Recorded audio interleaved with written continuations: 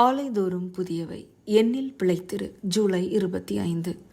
நான் உன் அருகே கடந்து போகும்போது மிதிக்கப்படுவதற்கு ஏதுவாய் நீ உன் இரத்தத்தில் கிடக்கிறதைக் கண்டு உன்னை பார்த்து பிழைத்திரு என்றேன். எசேக்கியேல் 16:6.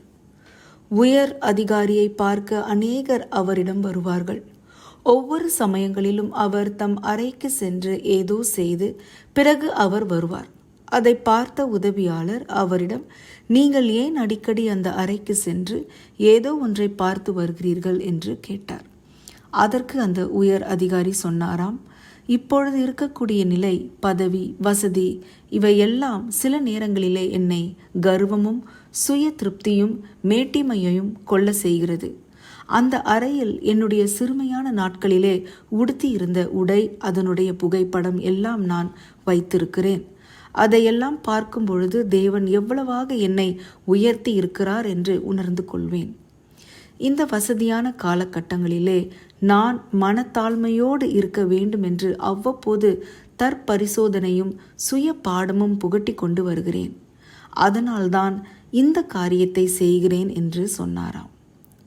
இன்றைய தியான வசனம், நான் உன் அருகே கடந்து போகும்போது மிதிக்கப்படுவதற்கு ஏதுவாய் நீ உன் இரத்தத்தில் கிடக்கிறதைக் கண்டு உன் இரத்தத்தில் கிடக்கிற உன்னை பார்த்து பிழைத்திரு என்றேன்.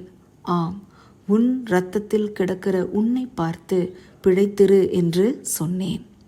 நம்முடைய கடந்த கால வாழ்க்கையின் சிறுமையான, அபாத்திரமான, ஏழ்மையான தன்மையை படம் பிடித்து காட்டக்கூடிய கண்ணாடியாக இருக்கிறது.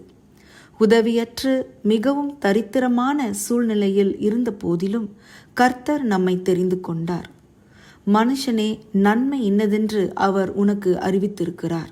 நியாயம் செய்து இரக்கத்தை சிநேகித்து உன் தேவனுக்கு முன்பாக மனத்தாழ்மையாய் நடப்பதை அல்லாமல் வேறு எண்ணத்தை கர்த்தர் உன்னிடத்தில் கேட்கிறார்.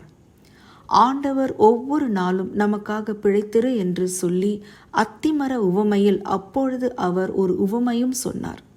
ஒருவன் தன் திராட்சைத் தோட்டத்தில் ஒரு அத்திமரத்தை நட்டியிருந்தான்.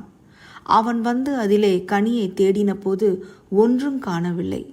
இதை வெட்டி போடு, இது நிலத்தையும் ஏன் கெடுக்கிறது என்றான்.